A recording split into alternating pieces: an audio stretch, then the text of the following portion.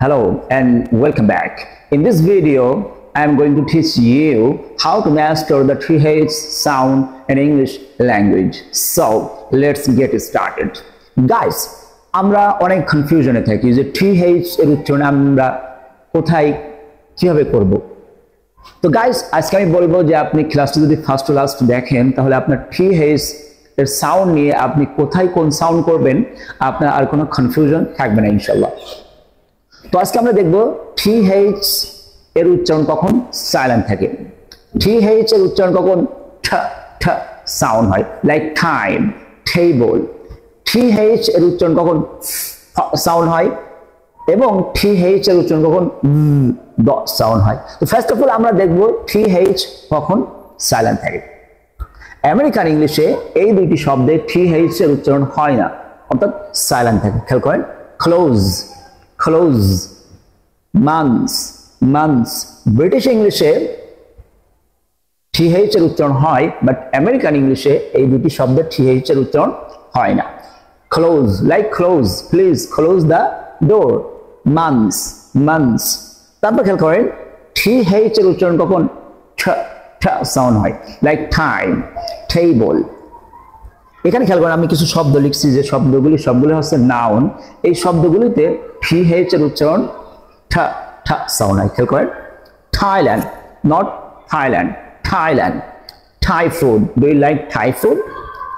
Time time, থিরিচা থিরিচা, Thomas Thomson, Thames, the Thames river in London, Beethoven Beethoven. তাহলে আমরা দেখলাম 3H এর উচ্চারণ এখানে ঠ ঠ সাউন্ড হচ্ছে। এবার আমরা দেখব দ্য মোস্ট কমন যে দুটি সাউন্ড আছে, একটা হচ্ছে দ সাউন্ড আর একটা হচ্ছে ভয়েসলেস সাউন্ড। এখন আমরা দেখব কখন 3H এর উচ্চারণ কখন দ সাউন্ড অর্থাৎ ভয়েস সাউন্ডটা হয়। খেয়াল করেন 3H এর পরে ই থাকলে 3H এর উচ্চারণ হবে দ সাউন্ড হবে। এখানে খেয়াল করেন, them them, then, there, there, they, other, rather, whether, father, mother, brother। এখানে খেয়াল করেন প্রতিটি শব্দে 3H এর পরে কি আছে? ই আছে, যার কারণে এখানে 3H এর উচ্চারণ হচ্ছে দ সাউন্ড হচ্ছে।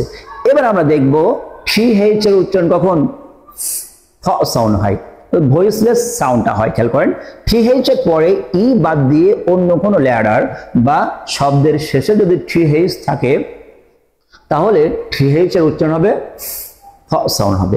এখানে খেয়াল করেন ফ্রি, 3H এর পরে কি নাই? ই নাই কিন্তু, যার কারণে 3H এর উচ্চারণ হবে ফ সাউন্ড হবে। Third, thin, thick, think, thank.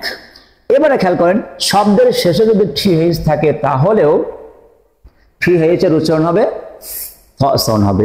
Cloth, মথ, মাউথ, টুথ, টুথ, নোথ, সাউথ। এখানে শব্দের শেষে কি আছে? 3H আছে, যার কারণে 3H এর উচ্চারণ হচ্ছে কি ফ সাউন্ড হচ্ছে। আমি যে এখানে রুলটি আলোচনা করলাম এই রুলটি 90% জায়গায় কাজ করে, আর 10% হচ্ছে এক্সেপশনস। আর এই এক্সেপশনগুলো আমাদেরকে কি করতে হবে? মুখস্থ রাখতে হবে, মাথায় রাখতে হবে। আর এই রুলটি 9% জায়গায় কাজ করবে আর 10% জায়গায় কাজ করবে না। যে 90% জায়গায় কাজ করবে এগুলো তো আমরা শিখলামই, আর যে 10% জায়গায় কাজ করবে না এগুলো আমাদের মাথায় রাখতে হবে। এবার আমরা কি এখন কিছু এক্সেপশন দেখবো। খেয়াল করেন 3H এর উচ্চারণ দ সাউন্ড হচ্ছে। এখানে কয়েকটা ওয়ার্ড আছে, খেয়াল করেন উইথ। এখানে খেয়াল করেন 3H এর পরে কিন্তু ই নাই, তারপরে কি হচ্ছে? 3H এর উচ্চারণ হচ্ছে দ সাউন্ড হচ্ছে। এটা হচ্ছে exception. With, those, those, that, this, this, দো, অলদো। 3H এর পরে ই নাই, তারপর 3H এর উচ্চারণ হচ্ছে দ সাউন্ড হচ্ছে। Rhythm, with, those, that, this, দো, অলদো, রিদম। 3H এর উচ্চারণ ফ সাউন্ড। 3H এর পরে খেয়াল করেন এখানে ই আছে কিন্তু তারপর 3H এর উচ্চারণ হচ্ছে ফ সাউন্ড আছে, আনভয়েস সাউন্ড আছে। এটা হচ্ছে এক্সেপশন। খেয়াল করেন থিম, থিম, থিয়েটার।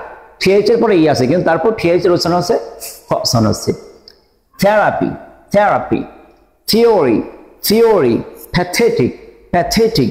তাহলে এখানে খেয়াল করেন প্রতিটি শব্দে টিএইচ এর পরে ই আছে, কিন্তু তারপরও টিএইচ এর উচ্চারণ হচ্ছে সাউন্ড হচ্ছে, এটা হচ্ছে এক্সেপশন। তো আমাদেরকে, আমি আশা করি আপনারা এই ক্লাসটি করার পরে আপনার টিএইচ এর সাউন্ড নিয়ে আপনার আর কোনো সমস্যা থাকবে না। আপনি টিএইচ এর উচ্চারণ কখন সাইলেন্ট রাখবেন, কখন সাউন্ড করবেন, কখন সাউন্ড করবেন, কখন ভয়েসলেস সাউন্ডটা করবেন, সাউন্ড করবেন। আশা করি আপনার সব ডাউট ক্লিয়ার হয়ে গেছে। Thank you so much for watching this.